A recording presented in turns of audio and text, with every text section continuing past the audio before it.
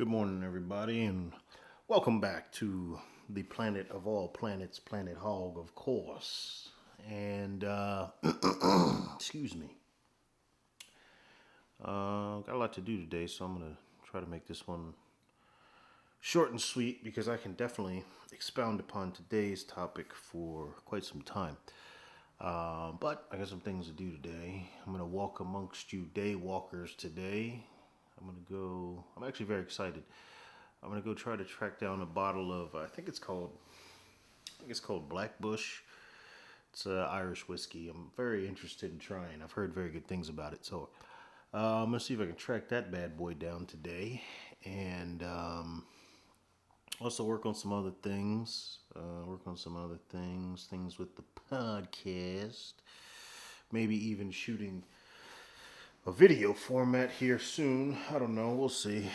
I mean, like I said at the onset, the reason why I'm doing it the way I'm doing it is because I kind of got into podcasting from my work commute, and I'm usually in the car for very long periods of time. So it's very, it's just a little bit easier for me when there's no video because then I'm not enticed to obviously divert my attention from traffic and watch a screen. But I don't know, maybe we'll play around with it, try some new things, and see where it takes us.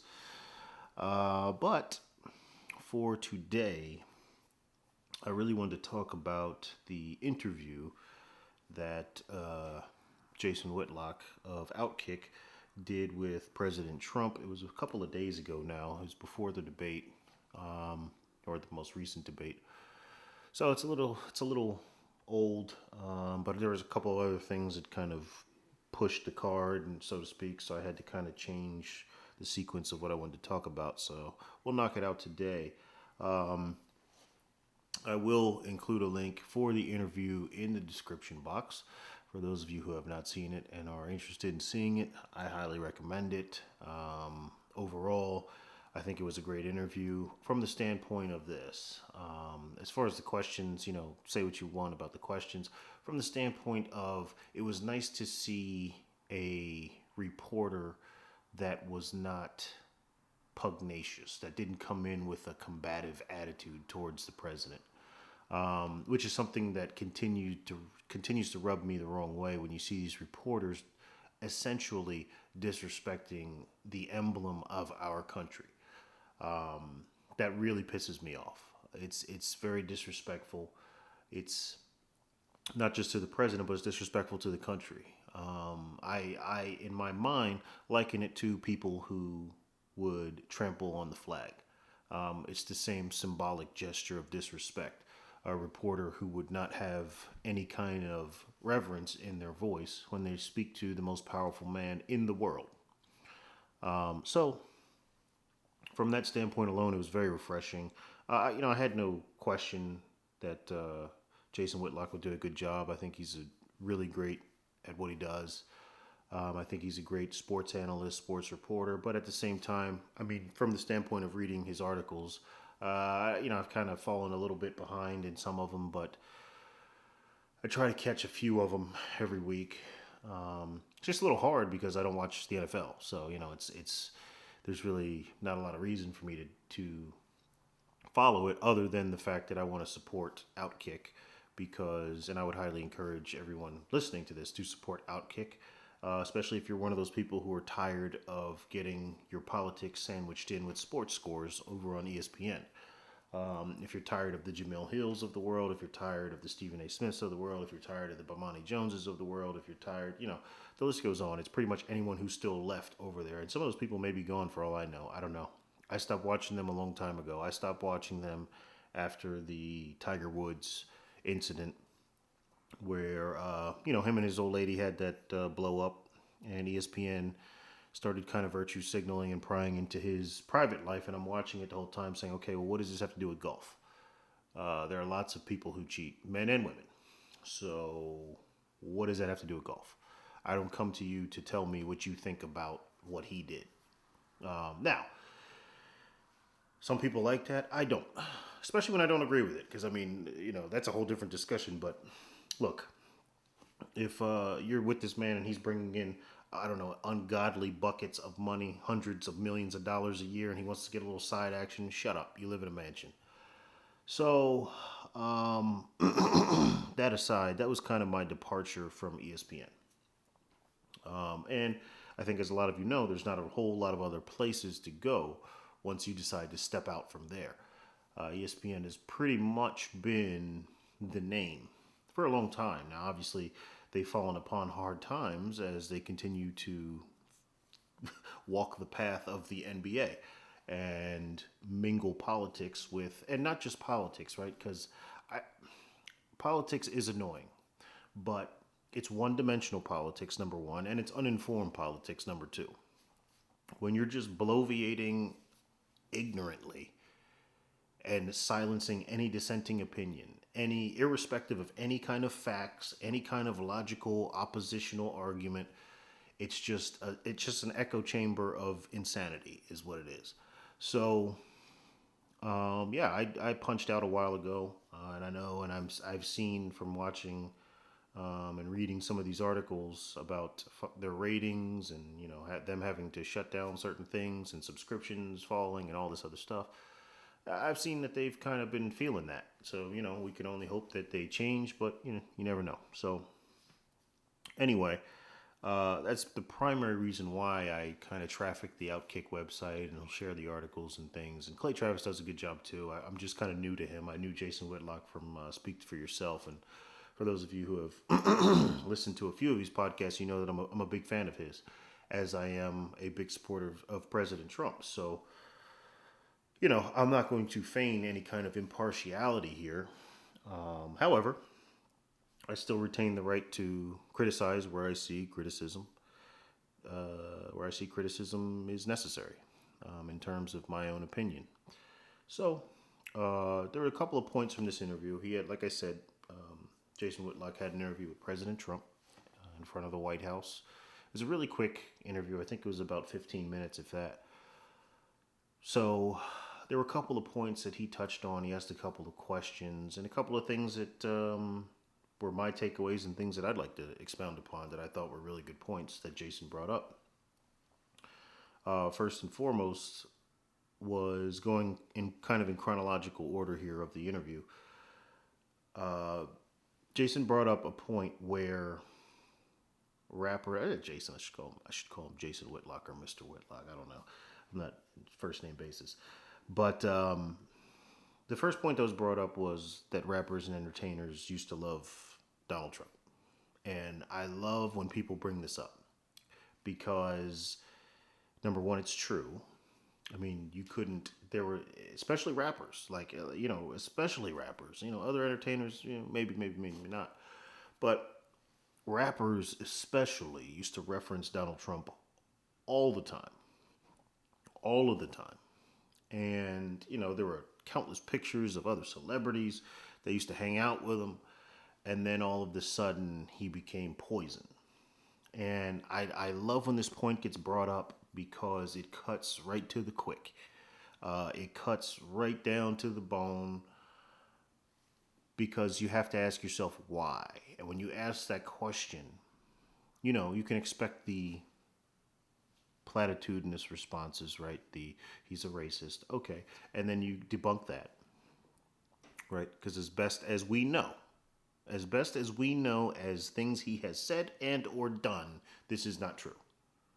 I'm not saying he doesn't harbor those views. Personally, I can't speak to what's inside someone's mind, but what I can speak on is the things that they have said publicly that we have on record, the things that they have done publicly that we have on record. And I think if more of us spent time in that realm, instead of in this realm of trying to divine the inner workings of these people, it would be a lot more fruitful. So, excuse me. So, when you get past he's a racist, right? You get past that because you get the same arguments. He called Mexican immigrants animals and criminals. No, he didn't. And rapists. No, he didn't. He was referring to MS-13.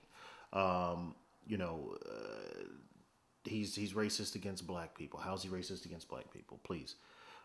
He didn't rent properties to black people. No, well, and again, that kind of goes into a completely different realm. Everything that I have read was about the money that the people had, as it usually is with most successful business operators. It's about green, not black or white.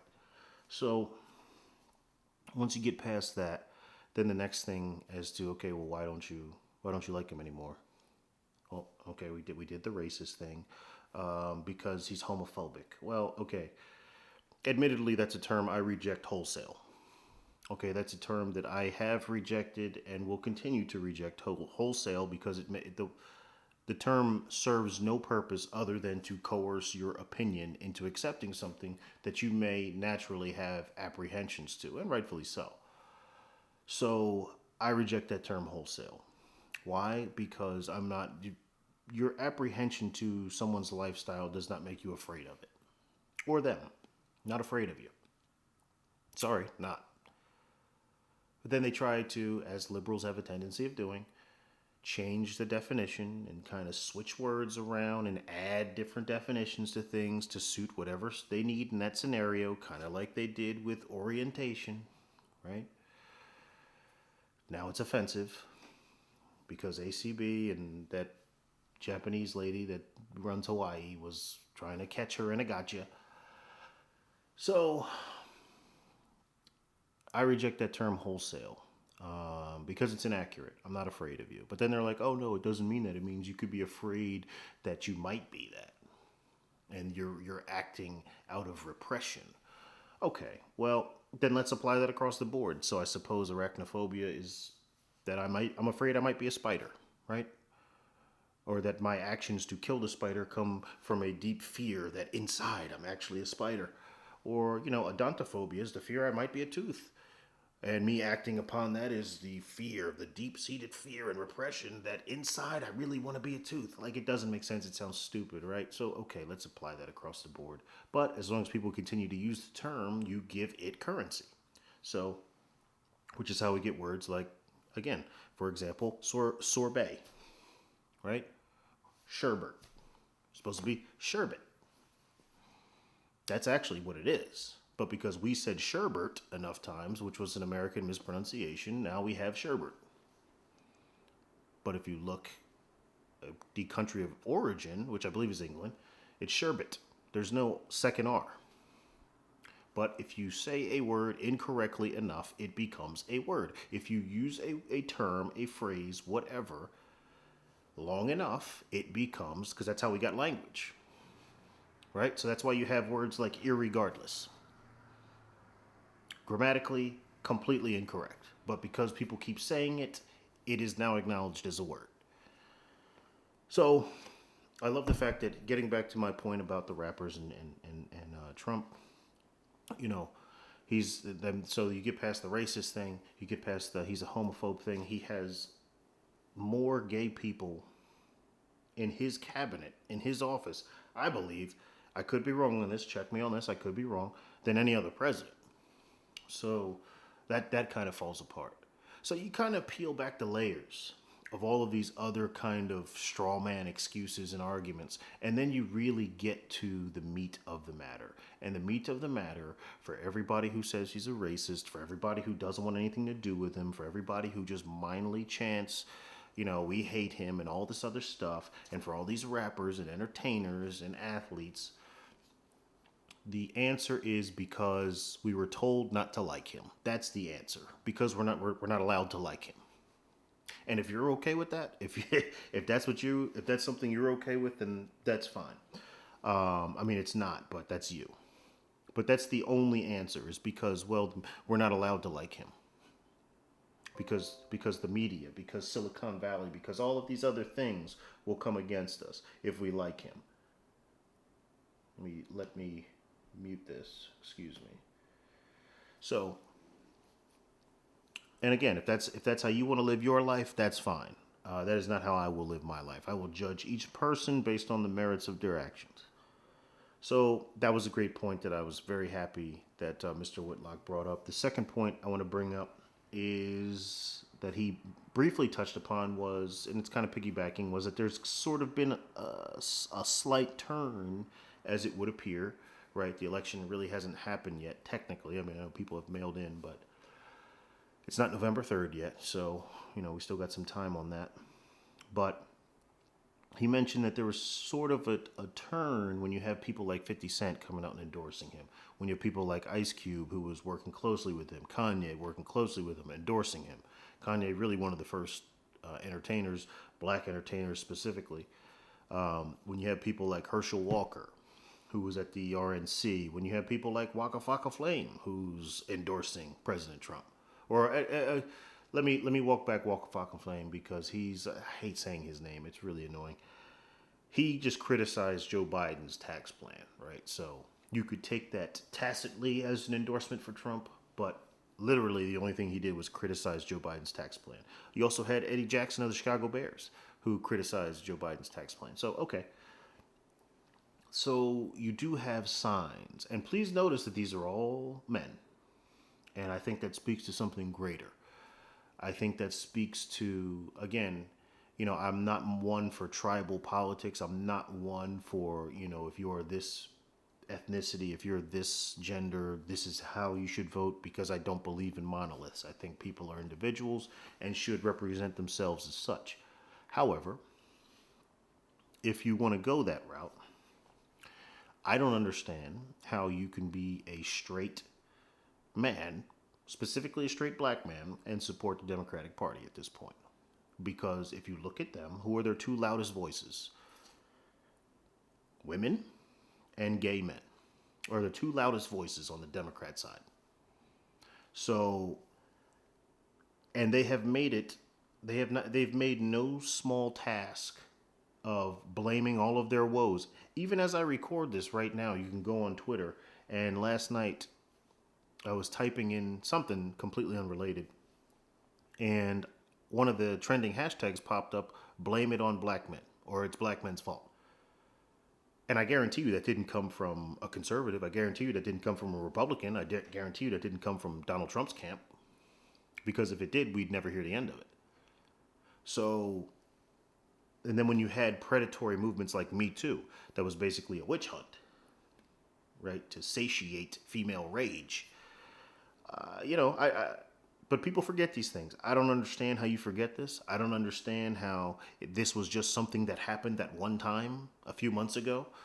I don't understand how you don't carry that forward. I don't understand. And I tweeted that at the time, like, please remember this in November. Please remember the persecution of Bill Cosby in November. Please remember all of this. So I think I agree with Mr. Whitlock there that there will be a turn.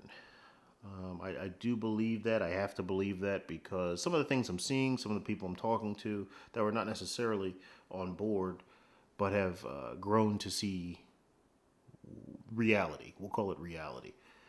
So I'm very glad that was a point that he brought up. And again, it wasn't really expounded upon too deeply, nor could it really be to any significant amount because it's all speculative at this point.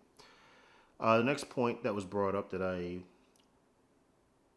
thought was a very good point to bring up was the monopoly of big tech controlling discourse.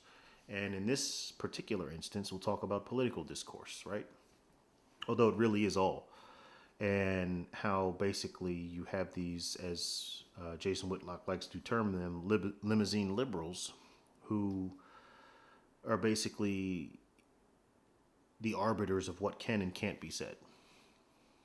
Which is funny because I'm young enough to have grown up. Like, one of the biggest shows that was on TV when I grew up that had an impact in my life was The Chappelle Show. I was in high school when it came out. Like, it was an awesome show. I used to watch it every week. It was racy. It was cutting edge. It was everything that a good show is. But it was also poignant. Like, he made good points. But I think a lot of people have forgotten that a lot of the characters that Dave Chappelle was playing in terms of, not necessarily was playing, okay, there was maybe one or two that he played, but a lot of because he used to like to criticize white folks a lot. Well, a lot of the white folks that he were criticizing were liberals. And I think a lot of people miss that. Yeah, there was the Clayton Bigsby episode where he was the Black Klansman and they made fun of the KKK, absolutely. But a lot of those other characters, the white dude on the news, There were a lot of other, and none of them come to mind right now, but there were a lot of instances, even in his comedy, the tone he takes. He sounds like what? He sounds like an intellectual type limousine liberal, and I think a lot of people, that's lost on them. But again, and in my experience, look, these are the people that typically harbor the most socially unacceptable, borderline racist points of view. In my experience. And again, I've lived up north for a good portion of my life, at least 10 years, and I've lived in the south for a good portion of my life. So, I mean, I've had, and, I lived out west as well. So, I've had a nice pool to draw upon. But in my opinion, a lot of these people, even going back to what I was saying about Twitter, where you had blame black men trending, then there was one day a few months ago where you had Uncle Tom trending on Twitter. Like, that's a racial slur. Why is that allowed to trend? Because liberals deem it so, right? The same reason why, and this will, I keep saying this, I'm going to have to actually start following through on some of these, but I'll have to get into this at a deeper point. But the real privilege that everybody kind of masquerades as white privilege, because that's not accurate. There is a privilege in society, but it's not specifically white privilege per se. Because I can tell you that right now. I've seen people, I've worked with people who came from nothing, white people, who live in trailers, who work and scrape for everything they have. If you believe in white privilege exclusively, universally, I encourage you to visit Appalachia. I encourage you to visit South Georgia. I encourage you to visit Oklahoma. I encourage you to visit West Texas. If you believe in that, there are places you can go where if you have an open mind and two functioning eyes, that'll fall apart very quickly. But back to the point that there is a privilege, and tying it back into this third point of big tech controlling the discourse, the privilege is liberal privilege. That's what it is. Because when you have avowed left-leaning, not even leaning, left-aligned companies like Bing, like Google, like Facebook, like Twitter, they control most of our discourse, for better or for worse. So as long as you're playing on their side, you're fine.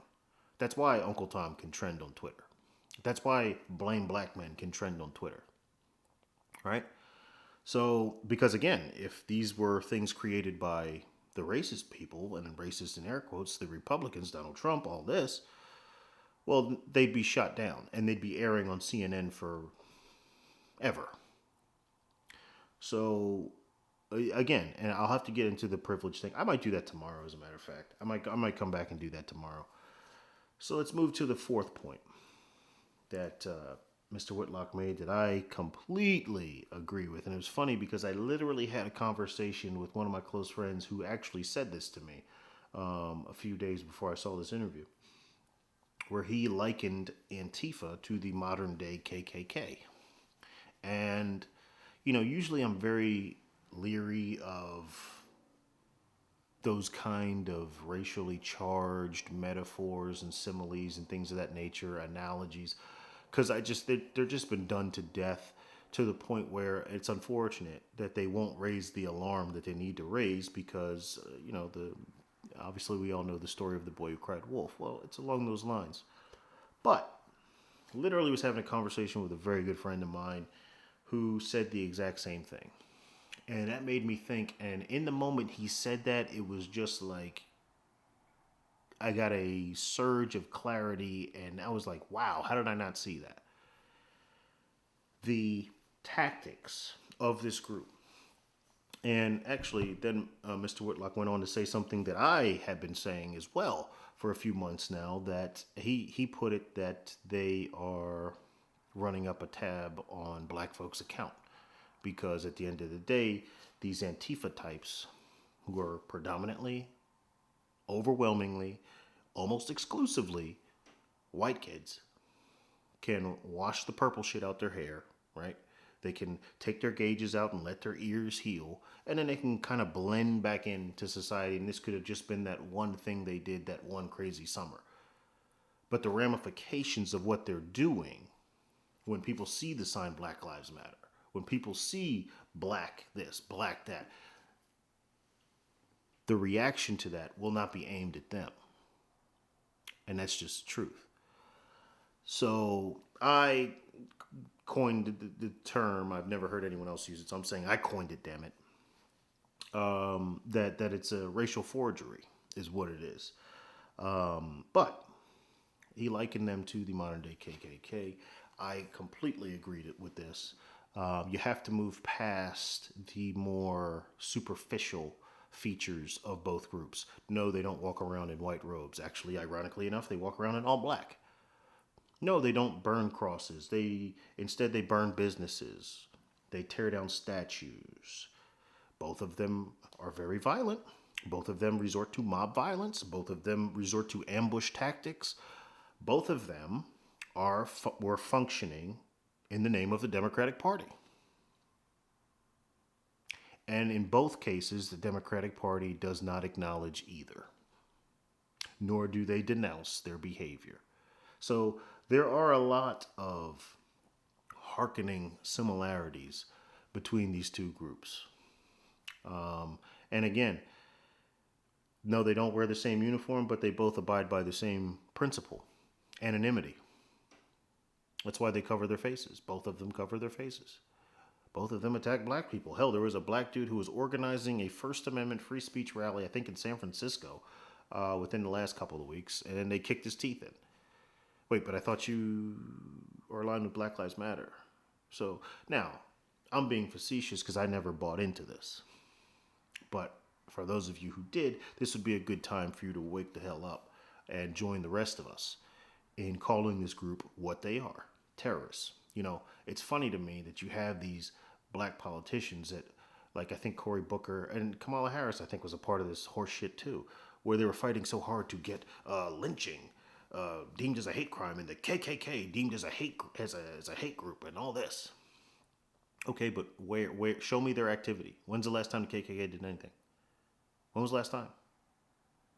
When was the last time you saw them marching down the streets? When was the last time a black person was lynched? But I can tell you the last time a black person got his teeth kicked in, that was a couple weeks ago. That was Antifa. I can tell you the last time Antifa destroyed a community, which wasn't white, by the way. So, again, there are some hearkening similarities between both groups. And namely, you can call it irony, you can call it coincidence. I don't believe in coincidence. Both of these groups are aligned with the Democratic Party. Both of these groups are the militant arm of the Democratic Party. And one of the things that President Trump said about Antifa that I really enjoyed was he said they were bad for everybody. And he said also that the Democrats are afraid of them. And he's absolutely right. They are bad for everybody because the Democrats are so... Look, I try not to paint with that broad brush. I really, really, really do. But I've just had a hard time seeing liberals as anything other than cowardly. They'll pick on the people they know who won't fight back, which is why they'll make fun of, again, Christianity. That's like one of their favorite punching bags. Conservatives is one of their favorite punching bags. Rednecks, one of their favorite punching bags. Right? Because think about your favorite TV show. Whenever there's a sitcom, drama, whatever, wherever there's an episode where a person is racist, what do they look like? Close your eyes. They usually have one of the following things: a southern accent, an American flag in the background, a flannel shirt, blue collar job. What does that sound like? And this is in pretty much every show, regardless of what it is. All of the racists are stereotyped the same way or typecasted the same way. And if you don't think that has an effect on how you think, I think you're mistaken. So, but the Dems, the liberals, I just have a hard time seeing them for the most part, right? Because bell curve, there's extremes on each side, but I try to talk about what's in the middle, the majority. I have a hard time as seeing them as anything other than cowardly, because they'll pick on the people who won't fight back. They won't make fun of Islam because they know they'll get their little station blown up and people get beheaded. They won't, they won't make fun. They won't call out Antifa in this case because they know they'll get their station firebombed and their teeth kicked in. So they fight against the people who don't fight back. And right now they're silly and cowardly enough because I don't think they're all deluded to the point where they think Antifa's on their side. I think a lot of them do. But I think there's enough of them who see through it and like, no, they're not on our side. They're just using us. But they won't fight back because that's not what they do. That's not what they do. So it reminds me, this whole political dynamic of how you have liberals and conservatives and Antifa just kind of being the militant arm of them. It kind of reminds me of like those episodes, like one of them comes to mind. I think it was an episode of Family Matters. I might be wrong. Where, well, you know what? I don't even need the TV show because I may not even be talking about the right episode. I'll just throw you the analogy by itself. It's like this kid who goes to this school, right? And, you deal with a bully. You deal with a guy who doesn't like you, right? And while you may not be able to beat him in your own right, let's say you have a cousin, that same kid that's getting bullied, he has a cousin who's a gangbanger. That kid now feels powerful because of his association with that gangbanger, right? You won't mess with me because I'll sick my cousin on you. And that's well and good. You can ride those coattails. But what happens when, number one, that gangbanger says, I've been doing all this for you. It's time for you to do for me. And you're not willing to quote unquote, put in that work. What happens when they recognize that the only thing they've been to you is muscle, and they say, well, look, man, we need to really solidify our bond. And you're not willing to do that. What happens then? Better than that, what happens when you call yourself blending with them, right? Because you're around them, so you think you're one of them, and then you get caught up in some of their drama. You go over to his house to hang out, and all of a sudden there's a drive-by. You catch a stray one. What happens then? Right? So I think it's very short-sighted of the Democrats, the liberals who are aligning with Antifa for the expediency of political violence that they don't have to sanction. I think it's very short-sighted. And I think it's going to, there's a reason why they'll come for the conservatives. There's a reason why they'll come for us first, because you're easy.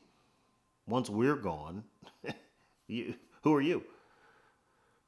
So, and I think we'll see a lot of that if Joe Biden wins. God forbid. If Joe Biden wins, I think we'll see a lot of that. But anyway, those are just some quick points that were made in that interview. Great interview. Again, I highly encourage everybody, if you haven't seen it, to check it out. I will keep the link in the description. So until the next time, ladies and gentlemen, that we meet, peace.